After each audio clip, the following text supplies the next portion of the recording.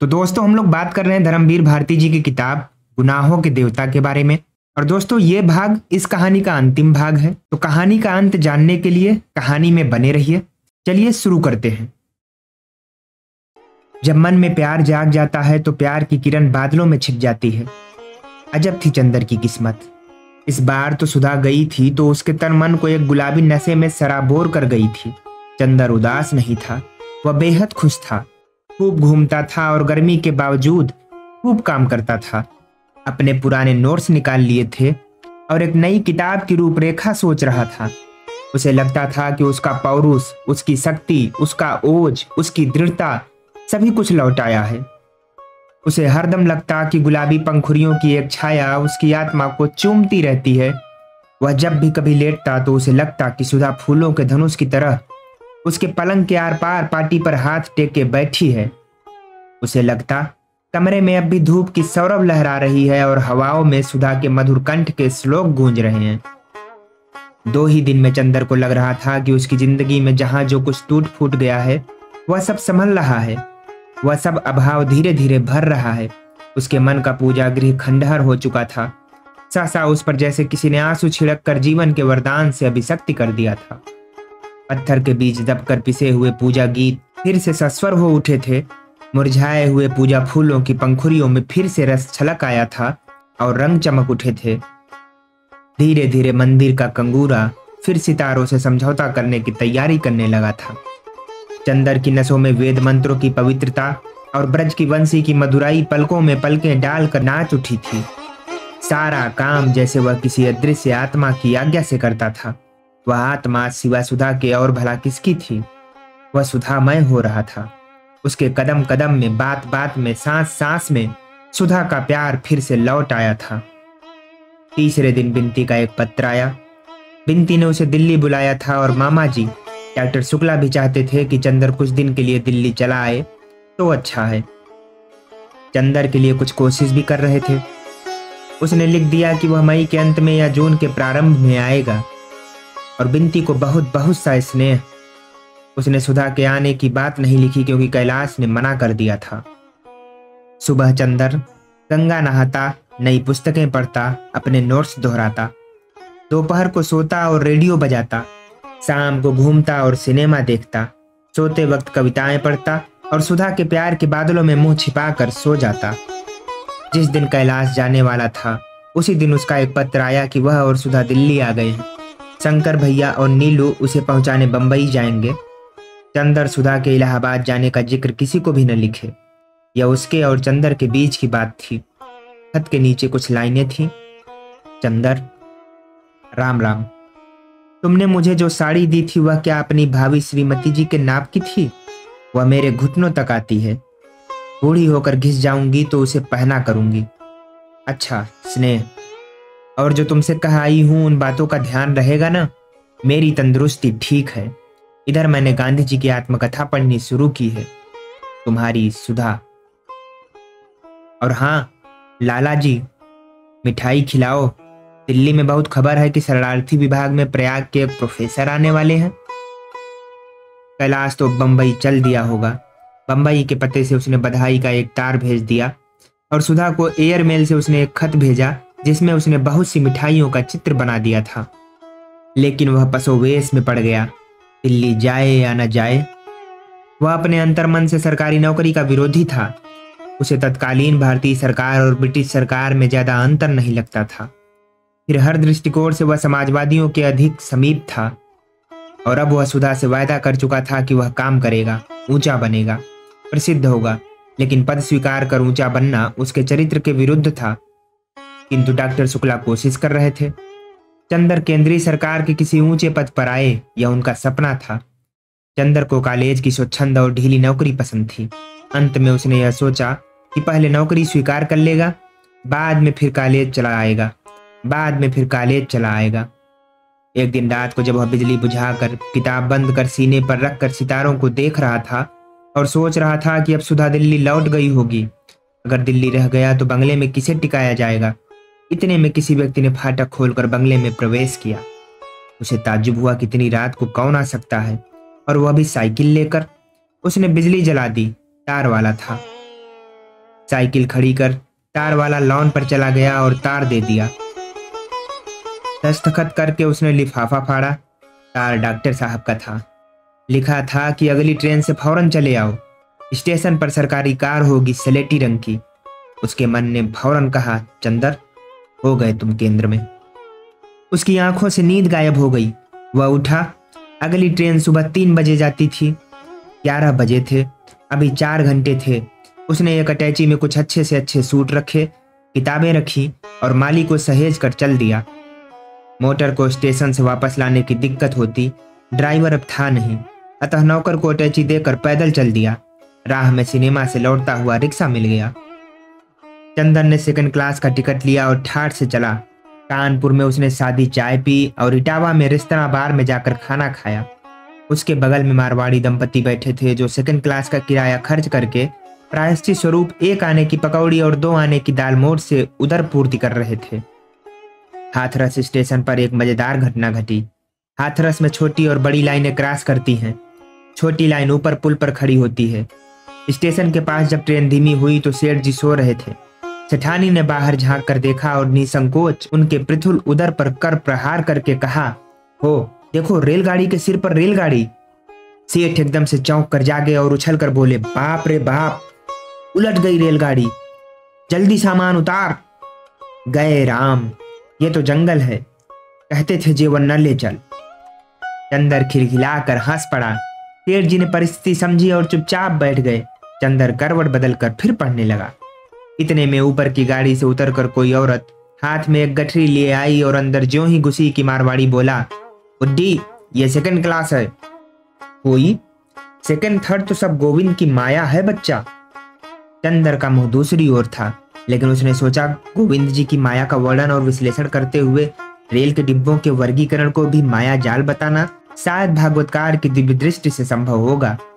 लेकिन यह भी मारवाड़ी कोई सुधा तो था नहीं कि वैष्णव साहित्य और गोविंद जी की माया का भक्त होता। जब उसने कहा गार्ड साहब को बुलाऊं तो बुढ़िया गरज उठी, बस बस चल हुआ से, गार्ड का तोर दमाद लगत है जौन बुलाई है, मोटका कद्दू। चंदर हंस पड़ा, कम से कम गाली की नवीनता पर। दूसरी बात, गाड़ी उस समय ब्रज क्षेत्र में थी। वहां यह अवधि का सफल वक्ता कौन है? उसने घूम कर देखा। एक बुढ़िया थी, सिर मुड़ाए। उसने कहीं देखा है इसे। कहाँ जाओगी माई?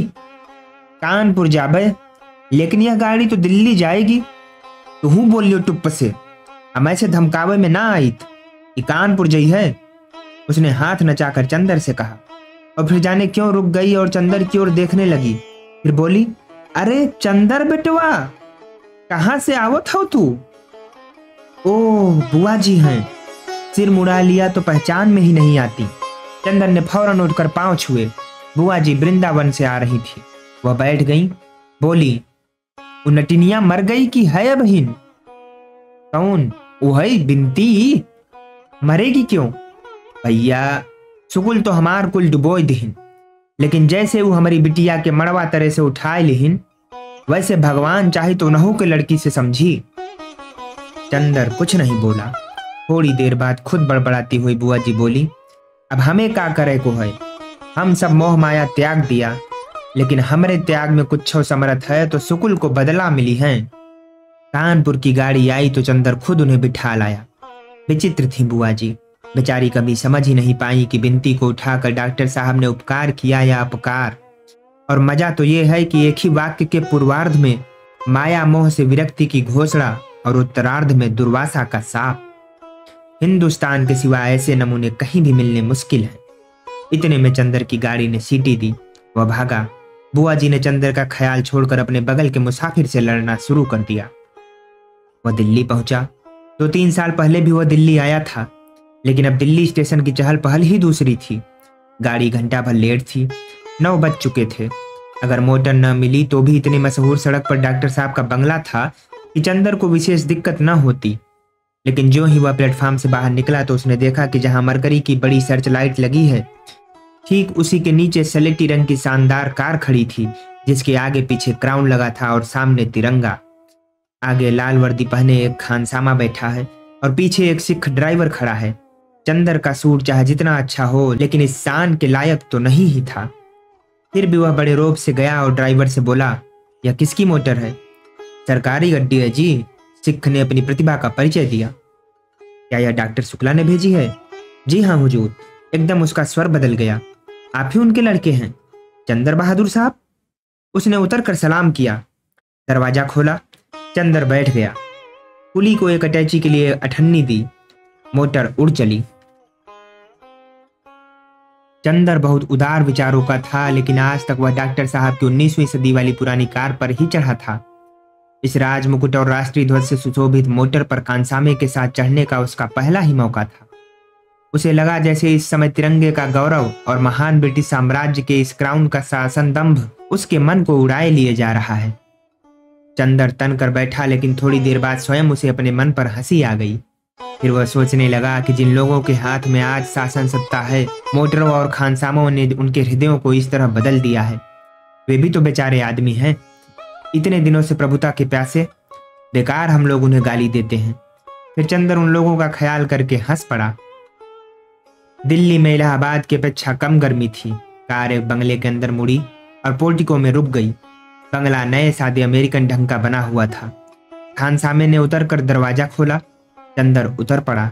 ड्राइवर ने हॉर्न दिया। दरवाजा खुला और बिनती निकली। उसका मुंह सूखा हुआ था, बाल अस्त व्यस्त थे और आंखें जैसे रो रो कर सूज गई थी। चंदर का दिल ढक्क सा हो गया। राह भर के सुनहरे सपने टूट गए। क्या बात है बिनती, अच्छी तो हो? चंदर ने पूछा। आओ चंदर, बिनती ने कहा और अंदर जाते ही दरवाजा बंद कर दिया और चंदर की बाह पकड़कर सिसक सिसक कर रो पड़ी। चंदर घबरा गया। क्या बात है, बताओ ना, डॉक्टर साहब कहाँ हैं? अंदर हैं। तब क्या हुआ, तुम इतनी दुखी क्यों हो? चंदर ने बिनती के सिर पर हाथ रखकर पूछा। उसे लगा जैसे इस समस्त वातावरण पर किसी बड़े भयानक मृत्यु दूत के पंखों की काली छाया है। क्या बात है, बताती क्यों नहीं? बिनती बड़ी मुश्किल से बोली। दीदी, सुधा दीदी। चंदर को लगा जैसे उस पर बिजली टूट पड़ी। क्या हुआ सुधा को? बिनती कुछ नहीं बोली। उसे ऊपर ले गई और कमरे के पास जाकर बोली, उसी में है दीदी। कमरे के अंदर की रोशनी उदास, फीकी और बीमार थी। एक नर्स सफेद पोशाक पहने पलंग के सिरहाने खड़ी थी और कुर्सी पर सिर झुकाए डॉक्टर साहब बैठे थे। पलंग पर चादर ओढ़े सुधा पड़ी थी। नर्स सामने थी, अतः सुधा का चेहरा नहीं दिखाई पड़ रहा था। चंदर के भीतर पांव रखते ही नर्स ने आंख के इशारे से कहा, बाहर जाइए। चंदर ठिठक कर खड़ा हो गया। डॉक्टर साहब ने देखा और वे भी उठकर चले आए। क्या हुआ सुधा को? चंदर ने बहुत व्याकुल, बहुत कातर स्वर में पूछा। डॉक्टर साहब कुछ नहीं बोले। चुपचाप चंदर के कंधे पर हाथ रखे हुए अपने कमरे में आए और बहुत भारी स्वर में बोले, हमारी बिटिया गई चंदर। और आंसू छलक आए। क्या हुआ उसे? चंदर ने फिर उतने ही दुखी स्वर में पूछा। डॉक्टर साहब क्षण भर पथराई आंखों से चंदर की ओर देखते रहे, फिर सिर झुकाकर बोले, अबॉर्शन। थोड़ी देर बाद सिर उठाकर व्याकुल की तरह चंदर का कंधा पकड़कर बोले, चंदर, किसी तरह बचाओ सुधा को। क्या करें कुछ समझ नहीं आता। अब बचेगी नहीं। परसों से होश नहीं आया। जाओ कपड़े बदलो, खाना खा लो, रात भर जागरण होगा। लेकिन चंदर उठा नहीं, कुर्सी पर सिर झुकाए बैठा रहा। सहसा नर्स आकर बोली, ब्लीडिंग फिर शुरू हो गई है और नाड़ी डूब रही है, डॉक्टर को बुलाइए फौरन। और वह लौट गई। डॉक्टर साहब उठ खड़े हुए। उनकी आंखों में बड़ी निराशा थी। बड़ी उदासी से बोले, जा रहा हूं चंदर, अभी आता हूं। चंदर ने देखा कार बड़ी तेजी से जा रही है। बिनती आकर बोली, खाना खा लो चंदर। चंदर ने सुना ही नहीं। क्या हुआ बिनती? उसने घबराई आवाज में पूछा। कुछ समझ में नहीं आता। उस दिन सुबह जीजा जी गए, दोपहर में पापा ऑफिस गए थे। मैं सो रही थी, सहसा जीजी चीखी। मैं जागी तो देखा दीदी बेहोश पड़ी हैं। मैंने जल्दी से फोन किया। पापा आए, डॉक्टर आए। उसके बाद से पापा और नर्स के अलावा किसी को नहीं जाने देते दीदी के पास, मुझे भी नहीं। और बिनती रो पड़ी।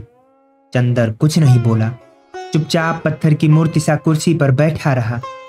खिड़की से बाहर की ओर देख रहा था। थोड़ी देर में डॉक्टर साहब वापस आए। उनके साथ 3 डॉक्टर थे और एक नर्स। डॉक्टरों ने करीब 10 मिनट देखा, फिर अलग कमरे में जाकर सलाह करने लगे। जब लौटे तो डॉक्टर साहब ने बहुत विह्वल होकर कहा, क्या उम्मीद है? घबराइए मत, घबराइए मत। अब तो जब तक अंदरूनी सब साफ नहीं हो जाएगा तब तक खून आएगा। नब्ज के लिए और होश के लिए एक इंजेक्शन देते हैं अभी। इंजेक्शन देने के बाद डॉक्टर चले गए। पापा वहीं जाकर बैठ गए। बिनती और चंदर चुपचाप बैठे रहे। करीब 5 मिनट के बाद सुधा ने भयंकर स्वर में कराहना शुरू किया। उन कराहों में जैसे उनका कलेजा उल्टा आता हो। डॉक्टर साहब उठकर यहाँ चले आए और चंदर से बोले, वेहिमेंट ब्लीडिंग, और कुर्सी पर सिर झुकाकर बैठ गए। बगल के कमरे से सुधा की दर्दनाक कराहें उठती थीं और सन्नाटे में छटपटाने लगती थीं। अगर आपने किसी जिंदा मुर्गी के पंख और पूंछ नोचे जाते हुए देखा हो तभी आप उसका अनुमान कर सकते हैं उस भयानकता का जो उन कराहों में थी। थोड़ी देर बाद कराहें बंद हो गई। फिर सहसा इस बुरी तरह से सुधा चीखी जैसे गाय डकार रही हो। पापा उठकर भागे। वह भयंकर चीख उठी और सन्नाटे में मंडराने लगी। बिनती रो रही थी। चंदर का चेहरा पीला पड़ गया था और पसीने से तर तर हो गया था वह। पापा लौट कर आए। हम लोग देख सकते हैं? चंदन ने पूछा। अभी नहीं, अब ब्लीडिंग खत्म है। नर्स अभी कपड़े बदल दे तो चलेंगे। थोड़ी देर में तीनों गए और जाकर खड़े हो गए। अब चंदन ने सुधा को देखा।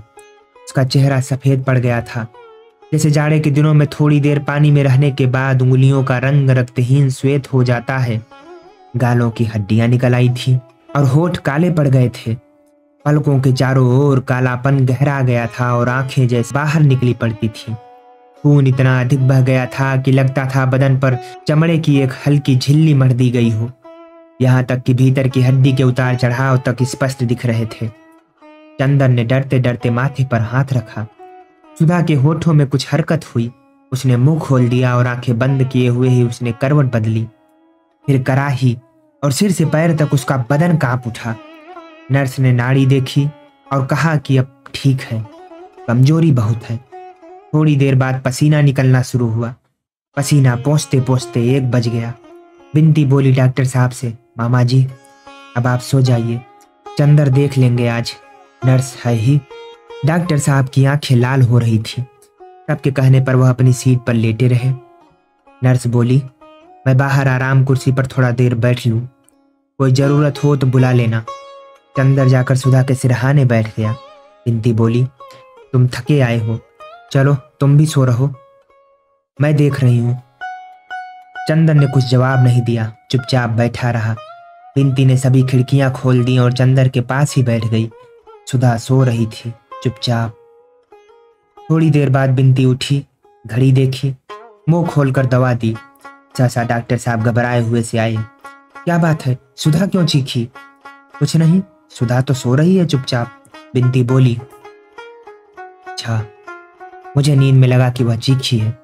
फिर वह खड़े खड़े सुधा का माथा सहलाते रहे और फिर लौट गए। नर्स अंदर थी। बिनती चंदर को बाहर ले आई और बोली, देखो तुम कल जीजा जी को एक तार दे देना।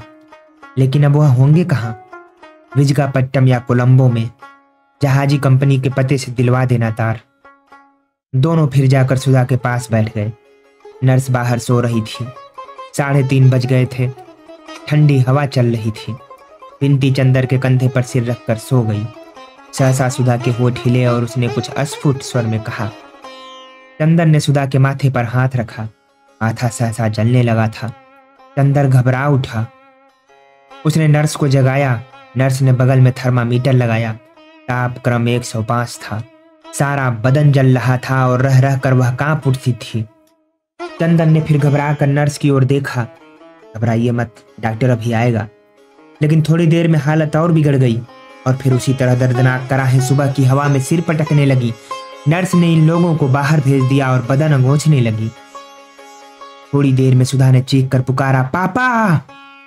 इतनी भयानक आवाज थी कि जैसे सुधा को नरक के दूध पकड़े ले जा रहे हों। पापा गए। सुधा का चेहरा लाल था और वह हाथ पटक रही थी। पापा को देखते ही बोली, पापा, चंदर को इलाहाबाद से बुलवा दो। चंदर आ गया बेटा, अभी बुलाते हैं। जो ही पापा ने माथे पर हाथ रखा कि सुधा चीख उठी, तुम पापा नहीं हो। कौन हो तुम? दूर हटो, छुओ मत। अरे बिंती। डॉक्टर शुक्ला ने नर्स की ओर देखा। नर्स बोली, डेलीरियम, सन्निपात, डॉक्टर को बुलाइए। सुधा ने फिर करवट बदली और नर्स को देखकर बोली, कौन? गेसु? आओ बैठो, चंदर नहा रहा है, अभी बुलाती हूं। अरे चंदर। और फिर हाँफने लगी, आंखें बंद कर ली और रोकर बोली, पापा तुम कहाँ चले गए? नर्स ने चंदर और बिंती को बुलाया। बिंती पास जाकर खड़ी हो गई, आंसू पोंछकर बोली, दीदी हम आ गए, और सुधा की बाह पर हाथ रख दिया। सुधा ने आंखें नहीं खोली, बिंती के हाथ पर हाथ रखकर बोली, बिंती पापा कहाँ गए हैं? खड़े तो हैं मामा जी। झूठ मत बोल कमबख्त। अच्छा ले, शरबत तैयार है, जा, चंदर स्टडी रूम में पढ़ रहा है, बुला ला, जा। बिंती फपक कर रो पड़ी। रोती क्यों है? सुधा ने कराह कर कहा, मैं जाऊंगी तो चंदर को तेरे पास छोड़ जाऊंगी, जा चंदर को बुला ला, नहीं तो बर्फ घुल जाएगी। शरबत छान लिया है। चंदर आगे आया, रूंधे गले से आंसू पीते हुए बोला, सुधा आंखें खोलो, हम आ गए सुधी। डॉक्टर साहब कुर्सी पर पड़े सिसक रहे थे। सुधा ने आंखें खोली और चंदर को देखते ही फिर बहुत जोर से चीखी, तुम ऑस्ट्रेलिया से लौट आए? झूठे, तुम चंदर हो? क्या मैं तुम्हें पहचानती नहीं? अब क्या चाहिए? इतना कहा तुमसे, हाथ जोड़ा, मेरी क्या हालत है, लेकिन तुम्हें क्या? जाओ यहां से, वरना मैं अभी सिर पटक दूंगी। और सुधा ने सिर पटक दिया। नहीं गए? नर्स ने इशारा किया। चंदर कमरे से बाहर आया और कुर्सी पर सिर झुकाकर बैठ गया। सुधा ने आंखें खोली और फटी फटी आंखों से चारों ओर देखने लगी। फिर नर्स से बोली, येसु तुम बहुत बहादुर हो, तुमने अपने को बेचा नहीं, अपने पैर पर खड़ी हो, किसी के आश्रय में नहीं हो, कोई खाना कपड़ा देकर तुम्हें खरीद नहीं सकता। गेसु, बिंती कहाँ गई? मैं खड़ी हूं दीदी। हैं? अच्छा, पापा कहाँ हैं? सुधा ने कराह कर पूछा। डॉक्टर साहब उठकर आ गए। बेटा, बड़े दुलार से सुधा के माथे पर हाथ रखकर बोले। सुधा रो पड़ी। कहाँ थे पापा? अभी तक हमने इतना पुकारा, न तुम बोले न चंदर बोला, हमें तो डर लग रहा था, इतना सूना था। जाओ, महाराजी ने रोटी सेक ली है, खा लो। हाँ, ऐसे बैठ जाओ। लो पापा, हमने नान खटाई बनाई। डॉक्टर शुक्ला रोते हुए चले गए। बिंती ने चंदर को बुलाया। देखा चंदर कुर्सी पर हथेली में मुंह छिपाए बैठा था। बिंती गई और चंदर के कंधे पर हाथ रखा। चंदर ने देखा और सिर झुका लिया। चलो चंदर, दीदी फिर बेहोश हो गई। इतने में नर्स बोली, वह फिर होश में आई हैं, आप लोग वहीं चलिए। सुधा ने आंखें खोल दी थी। चंदर को देखते ही बोली, चंदर आओ, कोई मास्टर ठीक किया तुमने? जो कुछ पढ़ा था वह भूल रही हूं, अब इम्तिहान में पास नहीं होऊंगी। डिलीरियम अब भी है, नर्स बोली। सहसा सुधा ने चंदर का हाथ छोड़ दिया और झट से हथेलियां आंखों पर रख ली और बोली, ये कौन आ गया? यह चंदर नहीं है, चंदर नहीं है। चंदर होता तो मुझे डांटता, क्यों बीमार पड़ी? अब बताओ, मैं चंदर को क्या जवाब दूंगी? चंदर को बुला दो गेसु। जिंदगी में दुश्मनी निभाई, अब मौत में तो न निभाए। उफ, मरीज के पास इतने आदमी, तभी डेलीरियम होता है। सहसा डॉक्टर ने प्रवेश किया। कोई दूसरा डॉक्टर था, अंग्रेज था। बिंती और चंदर बाहर चले आए। बिंती बोली, ये सिविल सर्जन है, उसने खून मंगवाया। देखा, फिर डॉक्टर शुक्ला को भी हटा दिया, सिर्फ नर्स रह गई। थोड़ी देर बाद वह निकला तो उसका चेहरा स्याह था। क्या यह प्रेगनेंसी पहली मर्तबा थी? जी हाँ। डॉक्टर ने सिर हिलाया और कहा, अब मामला हाथ से बाहर है, इंजेक्शन लगेंगे, अस्पताल ले चलिए। डॉक्टर शुक्ला, मवाद आ रहा है, कल तक सारे बदन में फैल जाएगा। किस बेवकूफ डॉक्टर ने देखा था? चंदन ने फोन किया, एम्बुलेंस कार आ गई, सुधा को उठाया गया। दिन बड़ी ही चिंता में बीता। 3 घंटे पर इंजेक्शन लग रहे थे। दोपहर को 2 बजे इंजेक्शन खत्म कर डॉक्टर ने एक गहरी सांस ली और बोला, कुछ उम्मीद है, अगर 12 घंटे तक हार्ट ठीक रहा तो मैं आपकी लड़की आपको वापस दूंगा। बड़ा भयानक दिन था। बहुत ऊंची छत का कमरा, दलानों में टाट के पर्दे पड़े थे, और बाहर कुर्सी की भयानक लू हू हू करती हुई दानवों की तरह मुंह फाड़े दौड़ रही थी। डॉक्टर साहब सिरहाने बैठे थे, पथरीली निगाहों से सुधा के पीले मृत प्राय चेहरे की ओर देखते हुए। बिनती और चंदर बिना कुछ खाए पिए चुपचाप बैठे थे। रह रहकर बिनती सिसक उठती थी, लेकिन चंदर ने मन पर पत्थर रख लिया था। वह एकटक एक और देख रहा था। कमरे में वातावरण शांत था। रह रहकर बिनती की सिसकियां, पापा की निश्वासें तथा घड़ी की निरंतर टिक टिक सुनाई पड़ रही थी।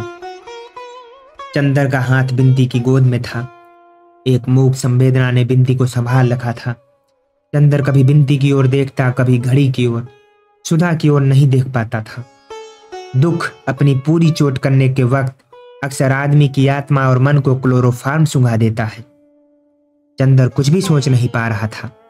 संज्ञाहत, नीरव, निश्चेष्ट।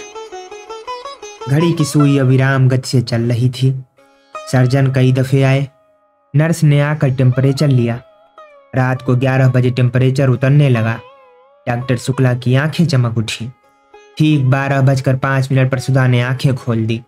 चंदर ने बिनती का हाथ मारे खुशी से दबा दिया। बिनती कहाँ है? बड़े छीड़ स्वर में पूछा। सुधा ने आंख घुमाकर देखा।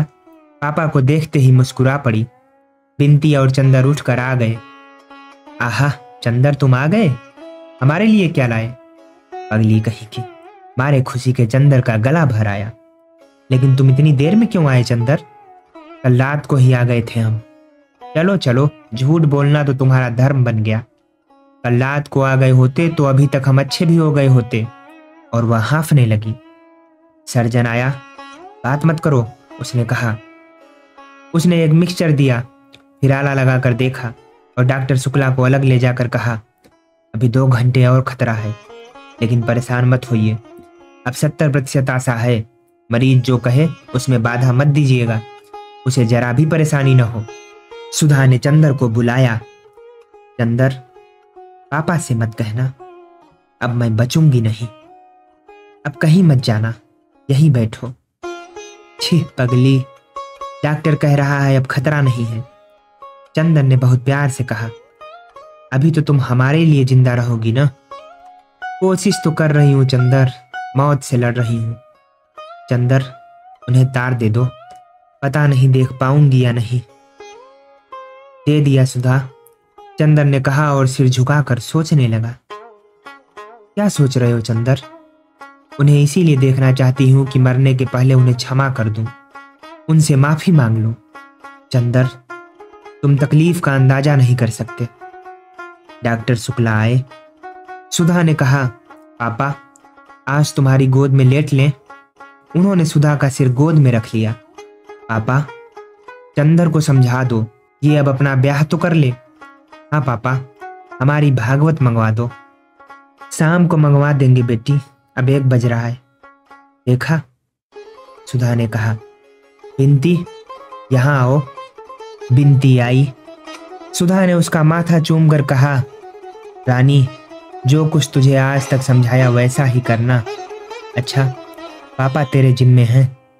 बिनती रोकर बोली, दीदी ऐसी बातें क्यों करती हो? सुधा कुछ न बोली, गोद से हटाकर सिर तकिए पर रख लिया।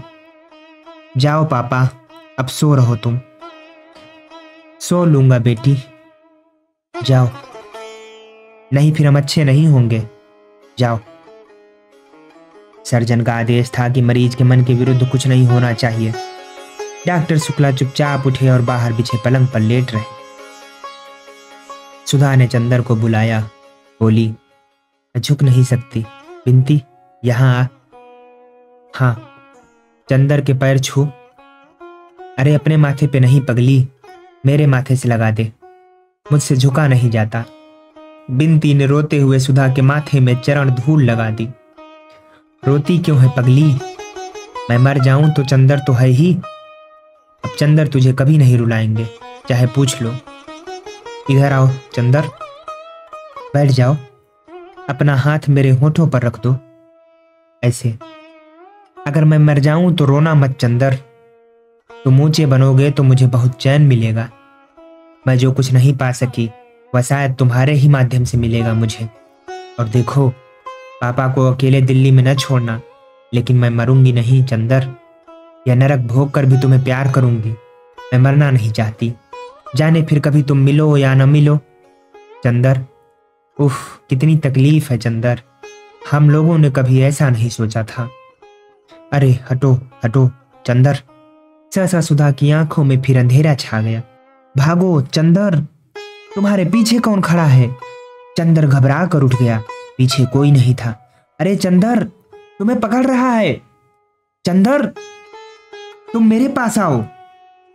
सुधा ने चंदर का हाथ पकड़ लिया। बिंती भागकर डॉक्टर साहब को बुलाने गई। नर्स भी भाग कर आई। सुधा चीख रही थी, तुम हो कौन? चंदर को नहीं ले जा सकते। मैं चल तो रही हूं। चंदर, मैं जाती हूं इसके साथ। घबराना मत, मैं अभी आती हूं। तुम तब तक चाय पी लो। नहीं, मैं तुम्हें उस नरक में नहीं जाने दूंगी। मैं जा तो रही हूं। बिंती, मेरी चप्पल ले आ। अरे पापा, कहाँ हैं आप? पापा। और सुधा का सिर चंदर की बाह पर लुढ़क गया। बिंती को नर्स ने संभाला और डॉक्टर शुक्ला पागल की तरह सर्जन के बंगले की ओर दौड़े। घड़ी ने टन टन 2 बजाए। जब एम्बुलेंस की कार पर सुधा का शव बंगले पहुंचा तो शंकर बाबू आ गए थे बहू को विदा कराने। उपसंहार। जिंदगी का यंत्रणा चक्र एक वृत्त पूरा कर चुका था। सितारे एक क्षितिज से उठकर आसमान पार कर दूसरे क्षितिज तक पहुंच चुके थे। साल 1.5 साल पहले सहसा जिंदगी की लहरों में उथल पुथल मच गई थी और विक्षुब्ध महासागर की तरह भूखी लहरों की बाहें पसार कर वह किसी को दबोच लेने के लिए हुंकार उठी थी।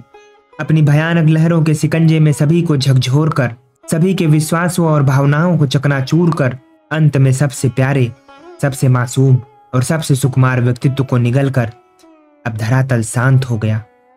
तूफान थम गया था। बादल खुल गए थे और सितारे फिर आसमान के घोंसलों से भयभीत विहंग शावकों की तरह झांक रहे थे। डॉक्टर शुक्ला छुट्टी लेकर प्रयाग चले आए थे। उन्होंने पूजा पाठ छोड़ दिया था। उन्हें कभी किसी ने गाते हुए नहीं सुना था। अब वह सुबह उठकर लान पर टहलते और एक भजन गाते थे। बिंती, जो इतनी सुंदर थी, अब केवल खामोश पीड़ा और अवशेष स्मृति की छाया मात्र थी। चंदर शांत था, पत्थर हो गया था, लेकिन उसके माथे का तेज बुझ गया था और वह बूढ़ा सा लगने लगा था। और यह सब केवल 15 दिनों में। जेठ दशहरे के दिन डॉक्टर साहब बोले, चंदर, आज जाओ, उसके फूल छोड़ाओ, लेकिन देखो शाम को जाना जब वहां भीड़ भाड़ न हो। अच्छा। और चुपचाप टहलकर गुनगुनाने लगे। शाम को चंदर चला तो बिंती भी चुपचाप साथ बोली। न बिंती ने आग्रह किया और न चंदर ने स्वीकृति दी। दोनों खामोश चल दिए। कार पर चंदर ने बिंती की गोद में गठरी रख दी। त्रिवेणी पर कार रुक गई। हल्की चांदनी मैले कफन की तरह लहरों की लाश पर पड़ी हुई थी। दिन भर कमा कर मल्लाह थक कर सो रहे थे। एक बूढ़ा बैठा चीलम पी रहा था। चुपचाप उसकी नाव पर चंदर बैठ गया। बिंती उसकी बगल में बैठ गई। दोनों खामोश थे। सिर्फ पतवारों की छप छप सुन पड़ती थी। मल्लाह ने तख्त के पास नाव बांध दी और बोला, नहा ले बाबू। वह समझता था बाबू सिर्फ घूमने आए हैं। जाओ। वह दूर तख्तों की कतार के उस छोर पर जाकर खो गया। फिर दूर दूर तक फैला संगम और सन्नाटा। चंदर सिर झुकाए बैठा रहा। बिंती सिर झुकाए बैठी रही। थोड़ी देर बाद बिंती सिसक पड़ी। चंदर ने सिर उठाया और फौलादी हाथों से बिंती का कंधा झकझोर कर बोला, बिंती, यदि रोई तो यहीं फेंक देंगे उठाकर, कमबख्त अभागी। बिंती चुप हो गई। चंदर चुपचाप बैठा तख्त के नीचे से गुजरती हुई लहरों को देखता रहा। थोड़ी देर बाद उसने गठरी खोली, फिर रुक गया। शायद फेंकने का साहस नहीं हो रहा था। बिंती ने पीछे से आकर एक मुट्ठी राख उठा ली और अपने आंचल में बांधने लगी। चंदर ने चुपचाप उसकी ओर देखा। फिर झपट कर उसने बिंती का आंचल पकड़कर राख छीन ली और गुर्राता हुआ बोला, बदतमीज कहीं की, राख ले जाएगी, अभागी। और झट से कपड़े सहित राख फेंक दी और आग्नेय दृष्टि से बिंती की ओर देखकर सिर झुका लिया। लहरों में राख एक जहरीले पनियाले सांप की तरह लहराती हुई चलती जा रही थी। बिंती चुपचाप सिसक रही थी। नहीं चुप होगी? चंदन ने पागलों की तरह बिनती को ढकेल दिया। बिनती ने बांस पकड़ लिया और चीख पड़ी। चीख से चंदर जैसे होश में आ गया। थोड़ी देर चुपचाप रहा, फिर झुककर अंजलि में पानी लेकर मुंह धोया और बिनती के आंचल से पहुंचकर बहुत मधुर स्वर में बोला, बिनती रो मत, मेरी समझ में नहीं आता कुछ भी, रो मत। चंदर का गला भर आया और आंख में आंसू छलक आए। चुप हो जाओ रानी, मैं अब इस तरह कभी नहीं करूंगा। उठो, अब हम दोनों को निभाना है बिनती। चंदन ने तख्त पर छीना झपटी में बिखरी हुई राख चुटकी में उठाई और बिंदी की मांग में भरकर मांग चूम ली। उसके होठ राख में सन गए। सितारे टूट चुके थे, तूफान खत्म हो चुका था, नाव किनारे पर आकर लग गई थी। मल्लाह को चुपचाप रुपए देकर बिनती का हाथ थाम कर चंदर ठोस धरती पर उतर पड़ा। मुर्दा चांदनी में दोनों छायाएं मिलती जुलती हुई चल दी। गंगा की लहरों में बहता हुआ राख का सांप टूट फूट कर बिखर चुका था और नदी फिर उसी तरह बहने लगी थी जैसे कभी कुछ हुआ ही न।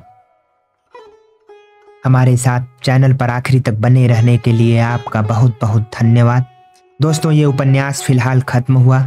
इसके बाद हम लोग शुरू करने वाले हैं धर्मवीर भारती जी की पत्नी कांता भारती जी के द्वारा लिखित उपन्यास रेत की मछली के बारे में। अगर आपने इस उपन्यास को पढ़ा है या सुना है तो प्लीज आपसे आग्रह है कि रेत की मछली को भी बहुत प्यार दीजिएगा। आपका बहुत बहुत धन्यवाद।